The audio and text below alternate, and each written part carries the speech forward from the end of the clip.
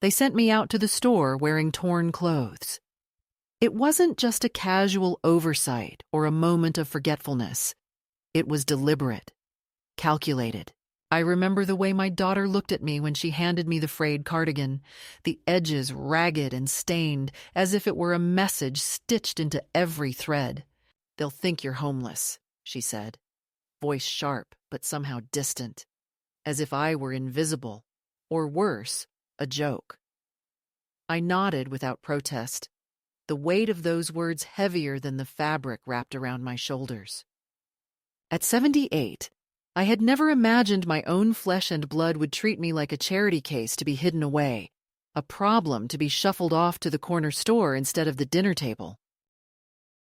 The cardigan smelled faintly of old smoke and cheap detergent, and when I looked down at myself in the cracked mirror by the hallway, the truth settled in like the dust on the windowsill.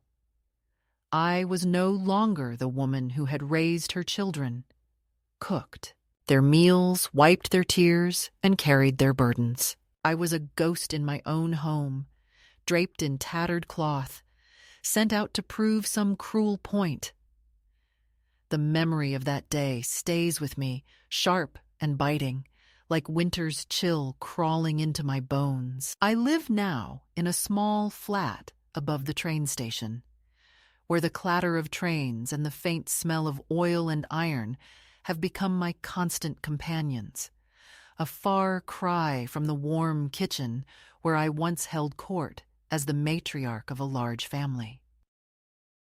This place may not be glamorous, but it is mine, and the silence here is sweeter than the hollow echoes of rejection I left behind. My daughter's house, once a place I thought would be my refuge, turned out to be a stage set for humiliation. The room I was given felt less like a home and more like a cage, a narrow space with peeling wallpaper, a single chair, and no photographs that bore my face. The family photos on the mantelpiece belonged only to the new wife and her children, all perfect and poised, their smiles frozen in time, excluding me from their story. When I arrived, my suitcase felt heavier than it should have, filled not just with clothes, but with the weight of invisible boundaries. My presence was tolerated, but not welcomed, as if I were a visitor with an expiration date stamped on my back. I wasn't just ignored, I was erased. My daughter's words echoed in my ears every time she told me to stay quiet, to stay out of sight, or when she glanced at me with thinly veiled impatience, as if I were a troublesome relic she wished to hide away from the polished life she curated. The more I stayed, the more I felt myself shrinking, folding inward, trying to become smaller to fit into the narrow space they allotted me. The children barely acknowledged my existence, their eyes flickering with the dismissiveness of youth trained by their mother's example. At the dinner table, I ate in silence, the clatter of silverware masking the absence of conversation. The warmth I once knew was replaced by a coldness that seeped into my skin, a reminder that I was no longer family in the way I had believed. I didn't cry that first week, nor did I shout or demand answers. Instead, I retreated into a quiet despair, wondering how someone you loved could look through you as if you were nothing more than a shadow on the wall. The cardigan I wore to the store, torn and forgotten, became a symbol of everything that had changed. It was a badge of exclusion, a fabric testament to the fact that the woman who had spent a lifetime giving had been reduced to a burden to be disguised and dismissed. The neighbors stared as I walked past, their eyes averted or filled with pity. Some whispered, others pretended not to notice, but I felt their judgments like sharp stones beneath my feet. That day, I walked slower, my steps heavy with the knowledge that the family I had nurtured was no longer mine to hold. In the small hours of the night, when the house grew quiet and the distant hum of the city faded, I lay awake wondering when I had become so invisible. Had it been a gradual erasure, a series of small, unnoticed cuts that bled away my place in the world? Or was it always there, hidden beneath the surface of smiles and promises? The answers eluded me, tangled in years of sacrifices and silences. But one thing was clear: I was no longer seen. I thought back to the days when I was the center of our family's universe, the keeper of traditions and stories, the one who held everyone together with steady hands and an open heart. How easily those roles were stripped away, replaced by a cold indifference that chilled deeper than any winter wind. The cardigan was not just a garment. It was a message, a warning, and a wound all at once. It told me I was forgotten, unwanted, and unworthy of the dignity I had once taken for granted. But it also ignited something inside me, a flicker of defiance that refused to be extinguished. I realized that if I allowed myself to be diminished by their cruelty, I would be truly lost. So, I began to watch, to listen, and to remember who I was. Beneath the torn fabric and fading years, the flat above the train station became my sanctuary, a place where I could reclaim the parts of myself that had been silenced. The sound of trains rushing by was a reminder that life moved forward, relentless and unforgiving, but also full of possibility. I learned to find comfort in the small things: a warm cup of tea in the morning, the notes of a piano drifting up from the girl in the apartment below, the quiet strength that comes from standing alone and unbowed. Though the past still lingered like a shadow, I knew that I had not been erased. I had been hidden, yes, but not defeated. And in that truth lay the beginning of my story's next chapter. It was the moment when I understood that this was no accident, no moment of thoughtlessness, but a deliberate turning away that broke something in me. I had come to my daughter's house, believing in the soft promises she made months before my surgery, those gentle words of care and support, the reassurance that I would be surrounded by family, not sidelined like an old piece of furniture. But the reality that day was colder than any winter morning I had known, and it shattered every expectation I clung to. I had spent the morning resting in the small guest room, the walls closing in around me with their quiet indifference.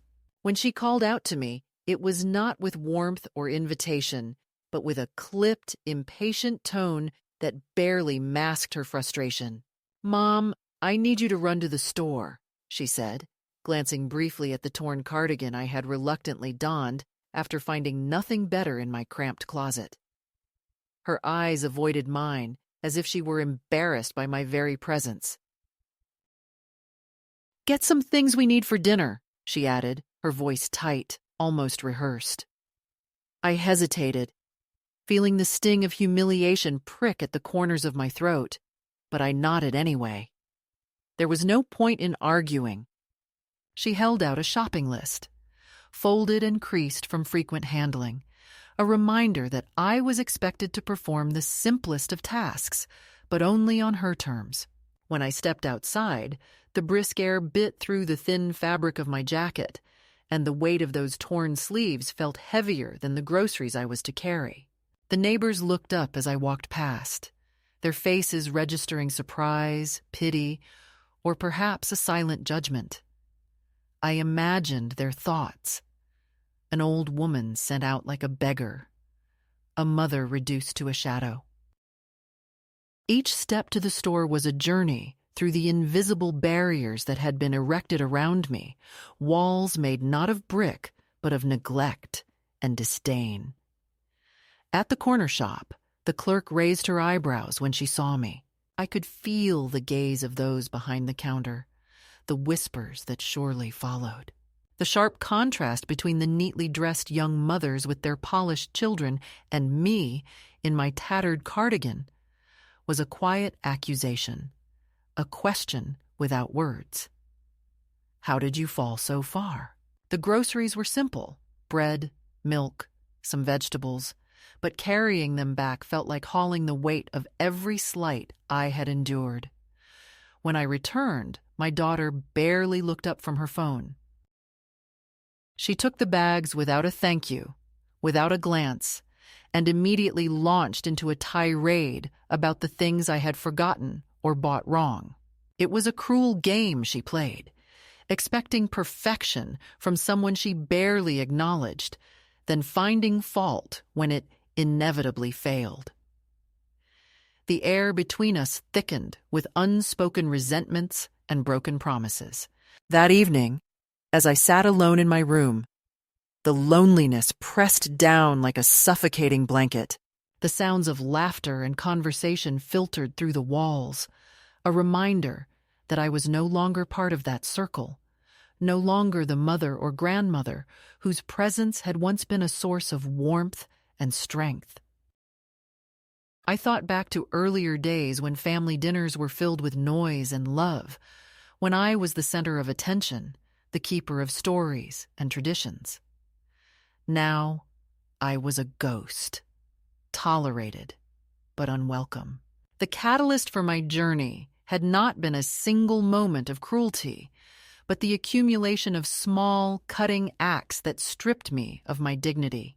The torn cardigan was the outward sign, but the deeper wound was the knowing that I was no longer seen as a person worthy of respect or care. In the days that followed, the pattern became clearer. Requests came with a sharp edge, expectations piled high with no gratitude. I was told when to speak and when to be silent, where to sit and when to leave the room. The little freedoms I had once taken for granted were chipped away until I was left with nothing but the barest bones of existence. The turning point came when my daughter suggested that I consider a nursing home, a place where I could be properly looked after, away from the burdens of family life. The words landed like stones, hard and final. I realized then that I was not being cared for, but discarded, a problem to be managed rather than a loved one to be cherished. The catalyst was not just the torn clothes or the humiliating errands, but the moment I saw the truth behind the smiles and excuses. It was a betrayal so deep that it cut through years of love and sacrifice, leaving a raw wound that would not heal easily. But within that pain, a spark ignited, a flicker of something fierce and unyielding. I knew that if I accepted this treatment, I would lose not only my place in the family, but my sense of self. The betrayal became the beginning of my awakening, the moment when I stopped being the passive victim and started to see the outlines of a path away from the shadow they cast upon me. It was the moment I realized that the life I thought I had was gone, but the life I could still claim was waiting beyond the walls of that house. The catalyst was the breaking of a bond, but it was also the birth of resolve. In the quiet hours before dawn, when the world was still and the weight of loneliness was heaviest, I began to plan. I gathered the fragments of my strength, pieced together memories of who I once was, and imagined a future where I was no longer invisible. That day, my daughter sent me out wearing torn clothes to remind me of my place, but I decided that my place was no longer with those who saw me as less than whole. The catalyst had shattered my world, but it had also opened a door I was determined to walk through, no matter where it led.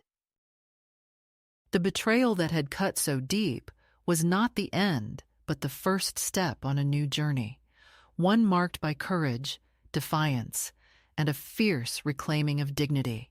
And so, with trembling hands and a heart full of quiet fire, I set my feet on the path away from the house that had become a prison and toward the life that was still mine to live.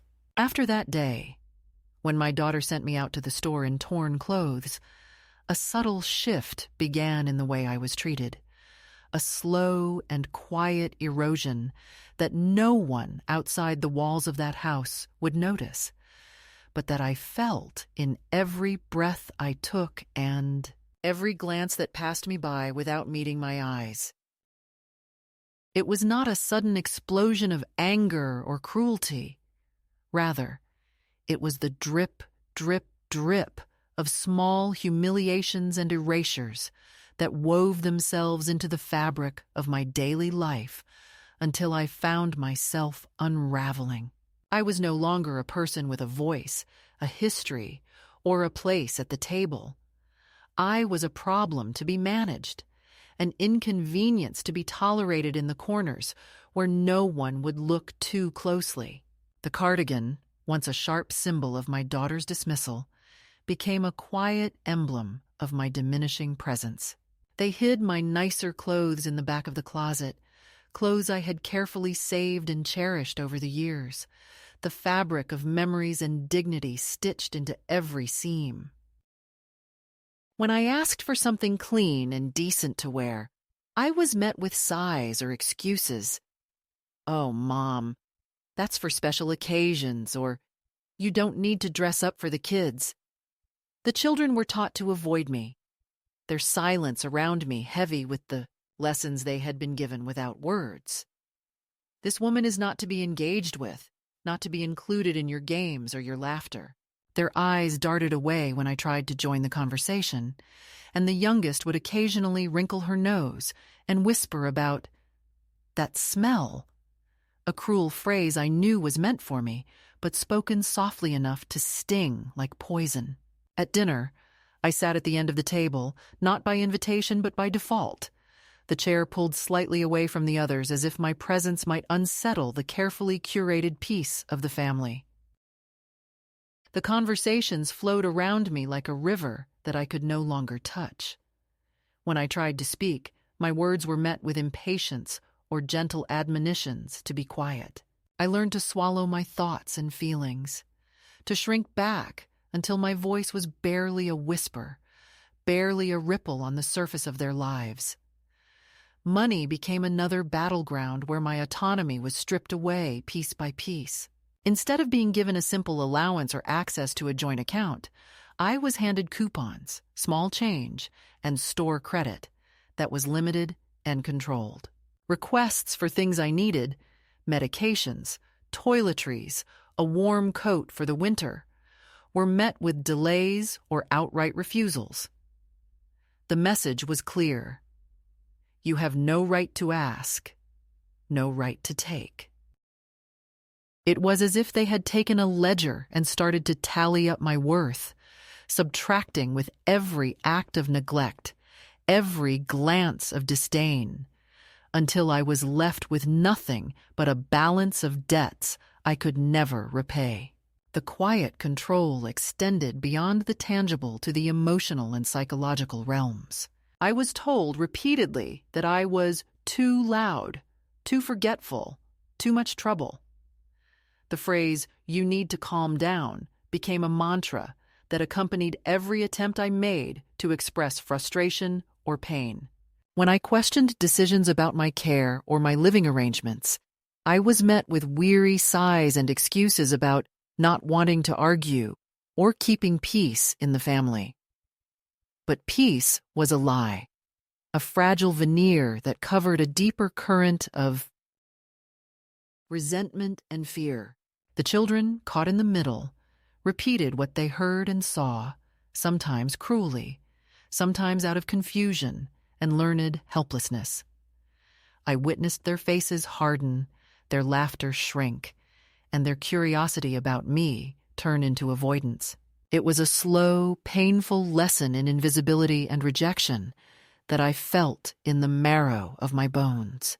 One of the hardest moments came when the doorbell rang unexpectedly, and instead of a warm greeting, I was met with the cold stare of my daughter's friends or colleagues who had come for a gathering.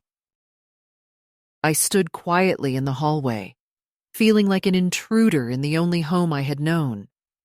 They spoke around me, not to me, and the room seemed to shrink with the weight of their unspoken judgment.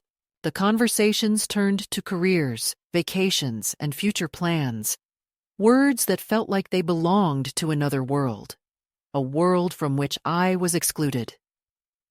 I found myself retreating more and more into the small room that was mine in name only.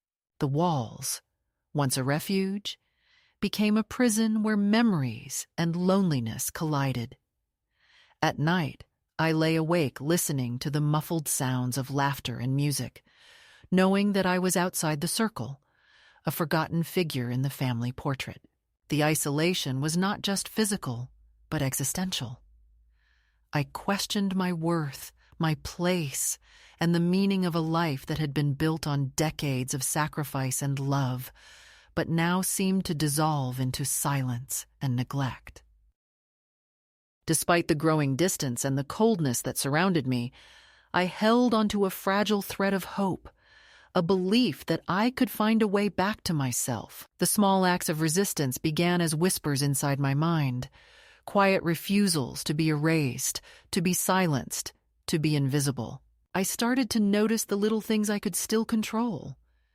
The way I arranged my few belongings, the books I read late into the night, the small meals I prepared in secret when no one was watching. These moments were my lifeline, reminders that beneath the layers of hurt and neglect, there was still a woman who deserved respect and dignity. But the first escalation was not just about what they took from me, it was about what they tried to break inside me. The slow stripping away of autonomy, the constant erasure of my presence, and the growing silence that surrounded me were designed to make me smaller, less significant, less real. And yet, in the face of this, a quiet fire began to burn. I found strength in the knowledge that this was not the end of my story, that there was a part of me that refused to be diminished. Each small act of neglect was met with an inner vow to survive, to hold on, to find a way out of the shadows they had cast. I began to observe them more closely, to listen to the patterns of control and dismissal, to understand the unspoken rules that governed my existence in that house. It became clear that their cruelty was not random, but a calculated effort to maintain power and silence. But it also became clear that they had underestimated the quiet resilience that lived inside me. The first escalation was a test, a slow tightening of the noose around my identity, but it was also the beginning of a reckoning. I would not disappear quietly. I would not fade away like a forgotten photograph. The cardigan I wore to the store was a symbol of their attempt to mark me as less, but it also became a reminder of what I refused to become, a shadow without a name. As the days turned into weeks, I began to gather the pieces of my fractured self, to reclaim the small spaces of dignity that remained. I held on to the memory of who I was before the erasure began, and I started to plan how I might reclaim not just my place in the family, but my sense of self. The first escalation was a crucible, a fire that tested my spirit and forged a determination that would carry me forward. Though the path was uncertain and fraught with pain, I knew that I could no longer live in the silence they demanded. I was ready to speak, to act, and to reclaim the life that had been stolen from me, one small step at a time. There was a day when I stumbled upon something unexpected, something that cracked open the suffocating silence and forced me to see the world and myself in a different light. It was the moment when the quiet despair that had settled in my bones began to shift, when the embers of my spirit flickered with a tentative glow of resistance. I had been searching for my lost keys one afternoon, a simple, frustrating task made heavier by the weight of years and neglect. In the tangled mess of my knitting basket, where yarn and memories intertwined, I found an old USB drive, its plastic casing worn and scratched from time. I barely remembered how it got there. I plugged it into the ancient laptop tucked away in the corner of my room, a machine I kept mostly for the comfort of connection to a world beyond these walls. What I saw on the screen surprised me. A video recording, grainy and unsteady, but unmistakably real. There, in the harsh fluorescent light of a pharmacy backroom, was my daughter, laughing with a friend as she slipped bottles and boxes into her bag. Her smile was easy, carefree, unaware that the camera watched. The moment froze in time, a stark contrast to the quiet humiliation I endured daily. She was not just the woman who dismissed me with torn clothes or cold words. She was someone capable of crossing lines, of breaking rules that held others to account. The discovery ignited a fire within me. For the first time in months, maybe years, I felt the surge of agency, a sense that I still held power, not just over my own fate, but over the truth. I knew what I had to do, though the path ahead was unclear and fraught with risk. I began to document quietly, gathering evidence with trembling hands, printing still frames, and collecting thoughts that had been buried beneath layers of silence. This act of reclaiming my story was more than just a confrontation with my daughter's wrongdoing. It was a symbolic breaking of the chains that bound me to invisibility and submission. The days that followed were filled with quiet planning and preparation. I found solace in the small acts of control, the decision to speak, to reveal, to stand firm. I reached out cautiously to distant relatives and old friends, testing the waters of support and understanding. The stolen video was no longer just a recording. It became a talisman of my resilience, a reminder that I could still shape my narrative. This shift was not without cost. The weight of betrayal deepened as I grappled with conflicting emotions, love, anger, fear, and hope tangled into a complicated knot. I questioned the woman I once trusted to care for me, while also confronting the part of myself that had been complicit in silence. The act of breaking the pattern required courage that felt both exhilarating and terrifying. Yet, amidst the uncertainty, I found moments of clarity. The torn cardigan I wore when sent to the store transformed in my mind from a symbol of shame to one of defiance. I began to see myself not as a victim of neglect, but as a woman awakening to her own strength, ready to reclaim the dignity that had been stripped away.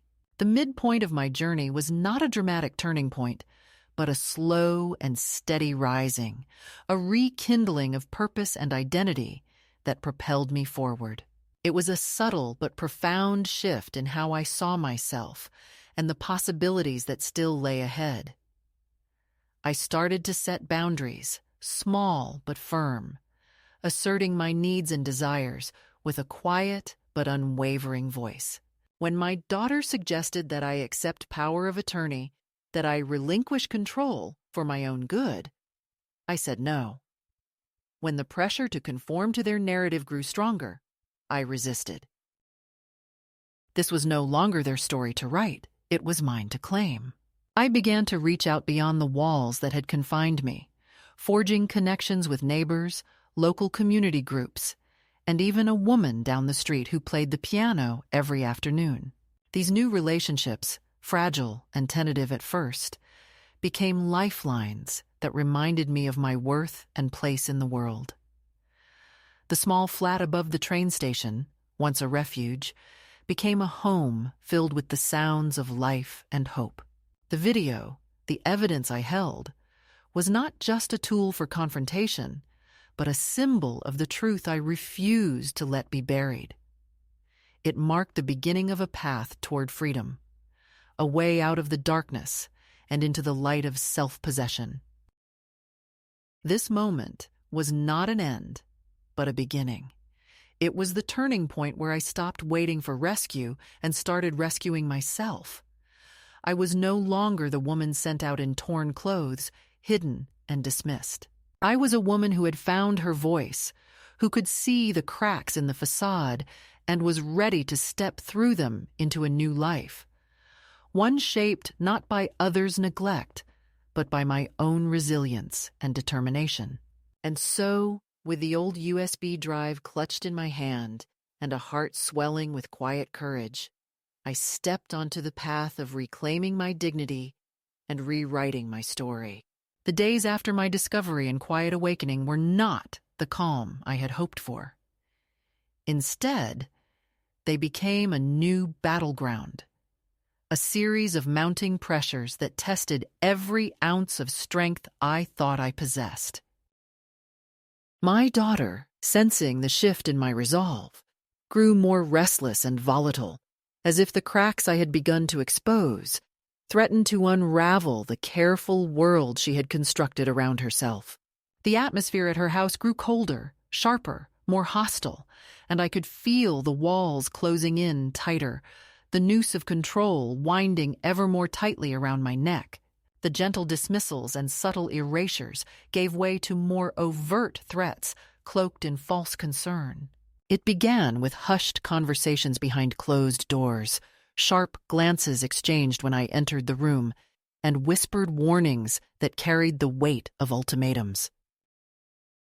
"You need more help than we can give," my daughter said one afternoon, her voice a mix of exhaustion and frustration that barely concealed the hard edge beneath. "Maybe it's time to think about a nursing home."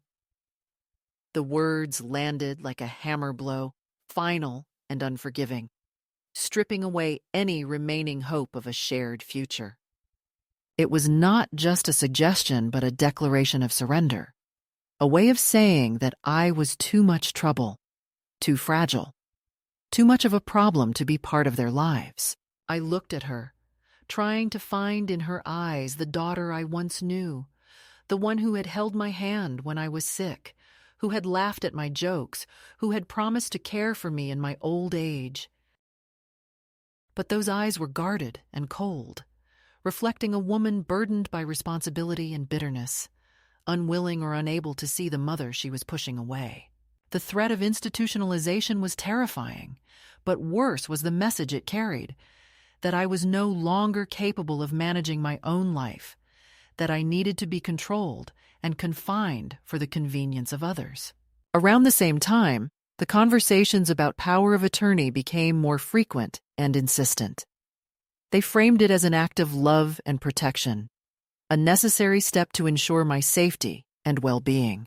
But beneath the polite words and forced smiles lay an attempt to wrest control from me, to strip away the last vestiges of independence I clung to. The meetings with lawyers, the signing of papers I barely understood, the endless explanations about finances and care. It all felt like a slow, suffocating death of autonomy. I resisted where I could, refusing to sign documents that would hand over my rights, but I was wearied by the battles, worn thin by the constant pressure. The house itself seemed to grow colder, the rooms echoing with silence where once there had been laughter. The children, caught in the crossfire of adult conflicts, grew distant and unfamiliar. The youngest, once bright-eyed and affectionate, now barely looked at me, as if I were a stranger invading her space. Their behavior mirrored the lessons taught by my daughter and her husband, that I was an outsider, a shadow in their lives. The family gatherings I once cherished became exercises in endurance, filled with awkward silences and strained pleasantries. I sat at the edge, a ghost among the living, watching as the people I loved pretended not to see the pain etched into my face. The tipping point came unexpectedly, on an ordinary afternoon that turned into a moment of reckoning. My daughter's anger, long simmering beneath the surface, erupted in a furious confrontation. "You think you can just threaten us with that video?" she shouted, voice trembling with rage and fear. "You think you can ruin my life and walk away? I won't let you." The accusation stung, not because it was untrue, but because it revealed the depth of her desperation and the power the secret I held had over her. The stolen moments caught on camera had become a weapon in my hands, a force that both terrified and emboldened me. The confrontation was not just about the video, but about the fractured relationship between mother and daughter, about the years of silence and pain finally breaking through. It was a painful, raw exchange filled with recriminations, tears, and bitter truths that had been buried for too long. I stood my ground, refusing to be cowed by her threats or pleas. The fight was no longer just about evidence or justice. It was about reclaiming my voice and asserting my right to be seen and heard. But the cost was high. The days that followed were marked by increased surveillance and control. My daughter's calls were no longer gentle but sharp, demanding to know where I was and who I was speaking to. Friends and neighbors were subtly warned away, and I felt the heavy weight of isolation pressing in once more. The quiet freedom I had begun to taste was slipping through my fingers, replaced by the familiar feeling of being trapped and watched. Yet amidst the turmoil, I found unexpected allies. A distant cousin, hearing whispers of my struggles, reached out with offers of support and a place to stay if I needed to leave. A local community center welcomed me into its programs, offering a space where I could breathe and connect with others who understood the complexities of family and aging. These connections became lifelines, a reminder that I was not alone and that there was life beyond the walls that sought to confine me. The second escalation tested every part of me, pushing me to the brink of despair and defiance. It forced me to confront the harsh realities of betrayal and control within a family that was supposed to be my sanctuary. But it also revealed the strength that lay hidden beneath the years of pain, a strength forged in the fires of rejection, but tempered by resilience and hope. I began to see that my fight was not just for myself, but for all the women who had been silenced and dismissed, for all the mothers and grandmothers who had been pushed to the margins. The struggle was both deeply personal and painfully universal. As the days grew darker, I resolved to take a step that would change everything. I gathered the evidence, the letters, the photographs, and the memories, and prepared to act in a way that would no longer allow me to be ignored or dismissed. The path ahead was uncertain, fraught with risks and unknowns, but I was ready to walk it with my head held high. The second escalation was not the end of my story, but the crucible in which my spirit was tested and tempered. It marked the moment when I chose to stop waiting for change and to become the agent of my own destiny. The pressures and threats that sought to break me only served to ignite the fierce determination that would carry me forward. And so, with a steady hand and a heart fortified by courage, I stepped into the next chapter of my life, one where I reclaimed not only my dignity, but my right to exist on my own terms, free from the chains of silence and control that had bound me for far too long. The day I sent that folder to the pharmacy's HR department was both the hardest and the most liberating moment of my life. I held the envelope in my hands for hours before I finally sealed it, the weight of what I was about to do pressing down on me like a storm cloud ready to break. The folder contained the video stills, the printed copies of the footage that showed my daughter stealing, laughing, careless, oblivious to the camera that had captured her betrayal. I wrote a simple letter to accompany it, with no accusations, no pleas, just the bare facts, and an invitation to look. "I thought you should know," I wrote, my hand steady despite the storm raging inside me. Sending that envelope felt like stepping off a cliff, the abyss of uncertainty yawning below me. I did not know what would come next. Anger, retaliation, silence. But I knew I could no longer live in the shadows of their cruelty and deceit.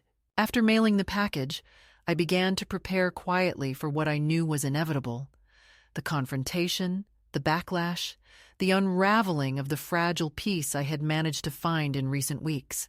I packed my bags slowly, methodically, taking only what I needed: a few clothes, my medications, a small photo album of better times. I knew I would not be returning to that house, not as their pawn, not as their forgotten mother. I had somewhere to go. A cousin's daughter in Essex had offered me a room, a fresh start away from the poison of betrayal. Leaving before dawn, I slipped out quietly, the cool morning air wrapping around me like a promise of new beginnings. The journey was long, but every mile carried me further from the shadows I was leaving behind. The flat above the train station welcomed me like a balm to my soul, a sanctuary where I could begin to rebuild the pieces of myself that had been broken and discarded. The days that followed were a mix of relief and fear. Relief to be free from the suffocating control of my daughter's household, fear of the unknown, of the uncertain path ahead. But beneath it all was a fierce joy, a reclaiming of my own life, my own narrative, that no one could take from me. News eventually reached me that my daughter had been fired from the pharmacy. The HR department acted swiftly once they had seen the evidence. There was no police involvement, no public scandal, just a quiet removal of a woman who had betrayed the trust of her employer and family. When I heard, a cold satisfaction settled in my chest. It was not revenge, but justice, long overdue and deserved. A few weeks later, a letter arrived, cold and sharp, filled with words that stung like knives. "You destroyed my life," it said. "You took everything from me. You are no longer welcome in this family." I read it twice, then folded it carefully and placed it aside. Their rejection no longer had power over me. I had traded their false love for truth and dignity. Freedom came with its own loneliness. I was no longer their daughter, their mother, their grandmother. I was simply myself, a woman who had refused to be silenced or diminished.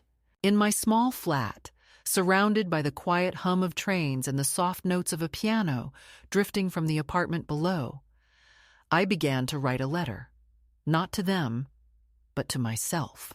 A letter of remembrance and resolve, a declaration that I would never again be a prisoner of neglect or cruelty.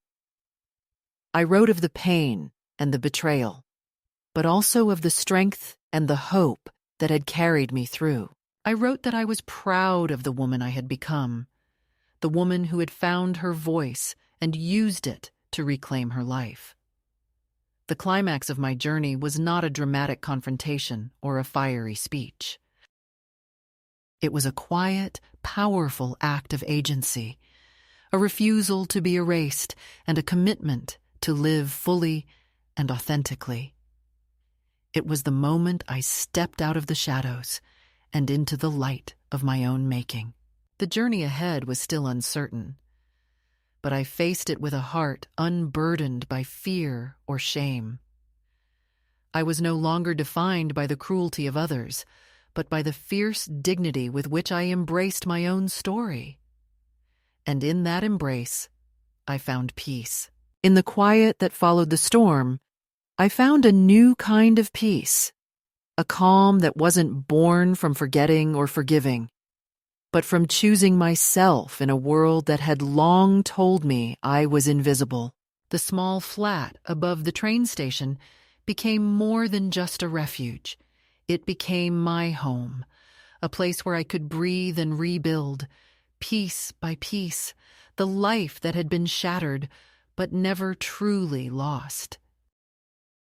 The sounds around me, the clatter of trains below, the gentle murmur of neighbors, the distant notes of a piano from the apartment downstairs, wove together into a symphony of normalcy that felt like a balm to my weary soul. The loneliness I had feared softened into solitude, a space I filled with books, quiet walks, and the slow discovery of a self that had been waiting patiently beneath the weight of years and neglect. Letters came, unexpected and tentative. The first was from my grandson, a young man grown into a kind and thoughtful soul who had never quite understood the distance that had grown between us, but who reached out anyway, bridging the silence with simple words of care and curiosity. His letters were a lifeline, a reminder that love can survive even the deepest wounds, that connection need not be severed forever. We met quietly in a small cafe, not rushing to fill the spaces with words, but simply existing together. Two souls finding their way back to each other without the heavy burdens of the past. The visit was a gentle reclaiming of family, not through demands or expectations, but through presence and understanding. The house I had left behind remained a distant memory, a place that belonged to another life, one marked by pain and betrayal, but also by the fierce determination that had carried me through. I had learned that letting go was not about giving up, but about freeing myself from chains that no longer served me. In the quiet evenings, wrapped in a worn shawl, I sat by the window, watching the world go by. The seasons changed outside, each one bringing its own lessons of loss and renewal. I baked lemon squares for my neighbor, a woman whose kindness needed no explanation, and shared stories with a small circle of friends I had found in this new chapter. These simple acts became the threads weaving me back into the fabric of life. The phone, once a source of anxiety and pain, remained tucked away most days, a symbol of the distance I had created between myself and the chaos I had left behind. When I did answer, it was on my terms, when I was ready and willing, not because someone demanded it. I found joy in small pleasures, a warm cup of tea, the pages of a well-loved book, the soft hum of music drifting through the evening air. I was no longer waiting for a life to start. I was living the one I had chosen. The woman I had been, the one hidden beneath torn clothes and silenced by neglect, was no more. In her place stood someone older, wiser, and fiercely alive. Someone who had learned that dignity is not given, but taken, that strength is born from pain, and that freedom is the greatest gift one can claim. To any woman who hears this story, who feels the weight of invisibility or the sting of betrayal, I say this: you are not alone, and you are never too late to choose yourself. Your worth is not measured by others' acceptance, but by the truth you hold within. The road ahead may be uncertain, and the scars you carry may ache, but within you lies a fire that no one can extinguish. Let it burn bright and let it guide you home to yourself. And when you step out of the shadows, when you reclaim your voice and your life, know that you carry with you the strength of every woman who has walked before you and everyone who will follow. You are enough. You are worthy. You are free. I had thought the threats would be the worst of it. The nursing home, the constant pressure to sign away my rights, the unspoken menace that hung in the air like an approaching storm. But I was wrong. The days after that confrontation with my daughter became a slow, deliberate campaign to wear me down, to make me question my own mind, my own memories, and, most dangerously, my own worth. The cruelty no longer hid in politeness. It moved into the open, wrapped in false smiles and phrases that sounded caring until you heard the edge in them. "You've been so forgetful lately, Mom," she would say as she took things from my hands, replacing them somewhere out of reach. "You're not as steady as you think," she would add, moving chairs or rugs just slightly, so I would stumble, then pointing to my clumsiness as proof of her point. Small, calculated sabotages that left no obvious mark, but that slowly carved away at my confidence. It started with my medications. I kept them in a small box by my bedside, arranged carefully each week so I wouldn't forget a dose. One morning, I found the box gone. I asked my daughter where it was, and she smiled in that tight way that made my stomach turn. "I'm keeping them now," she said, "just to make sure you don't mix them up. You know, for your safety." My safety. The word tasted bitter. I knew what it meant: control.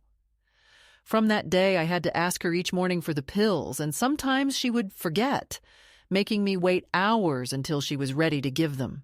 I started feeling dizzy, not knowing whether it was my condition or her timing. Food became another tool.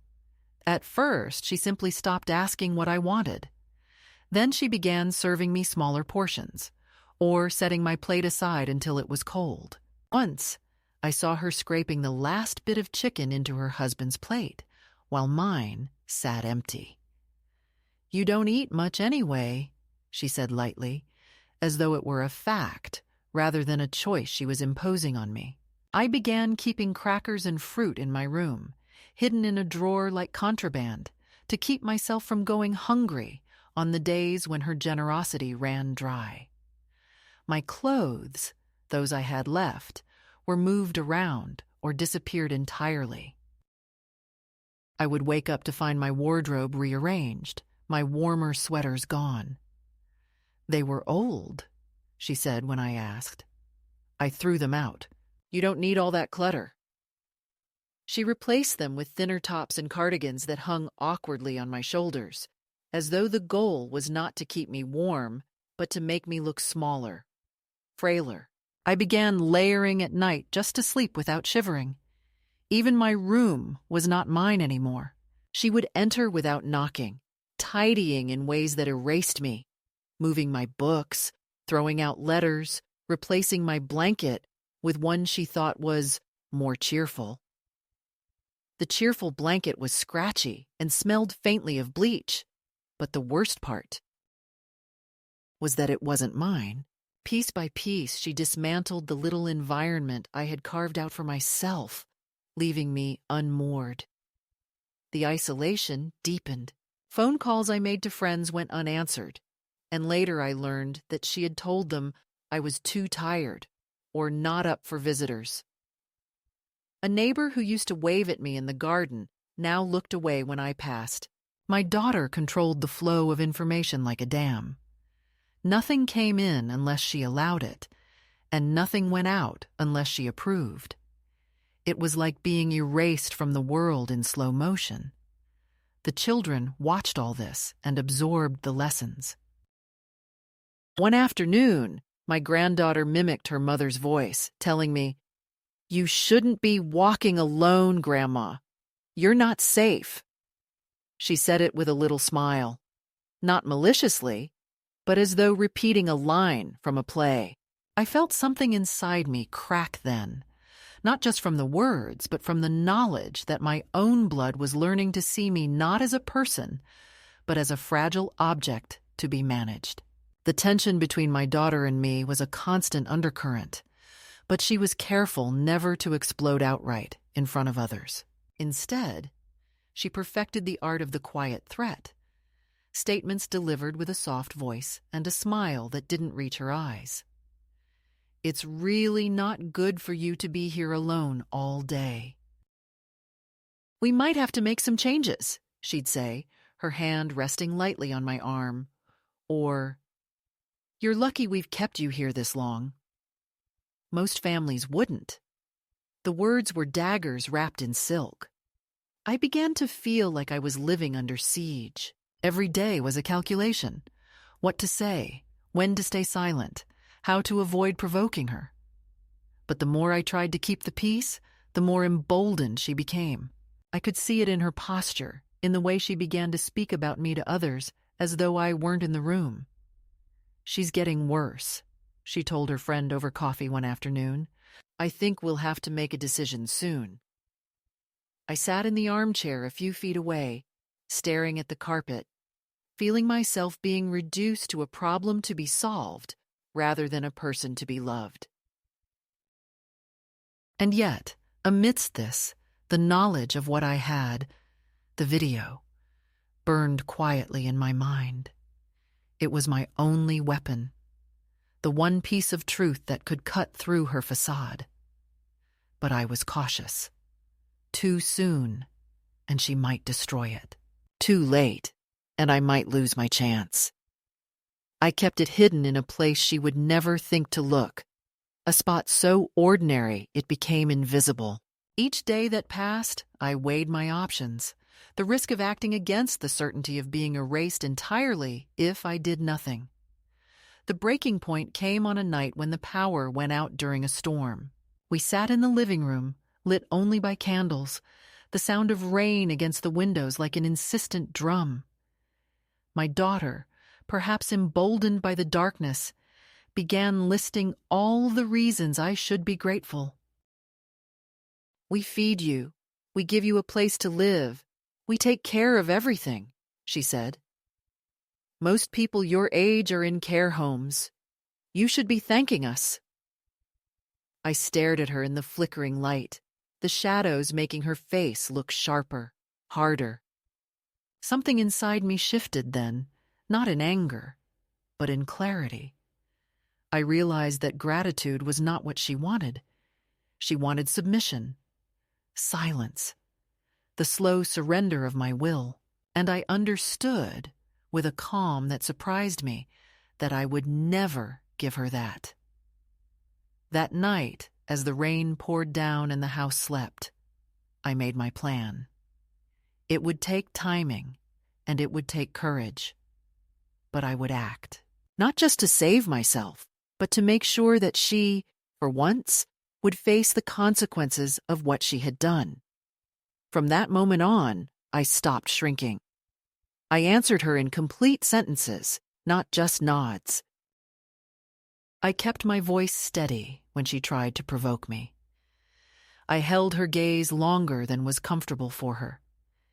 These were small rebellions, but I could see the discomfort they caused, and each one brought me closer to the day I would put the envelope in the mail and finally step out from under her shadow for good.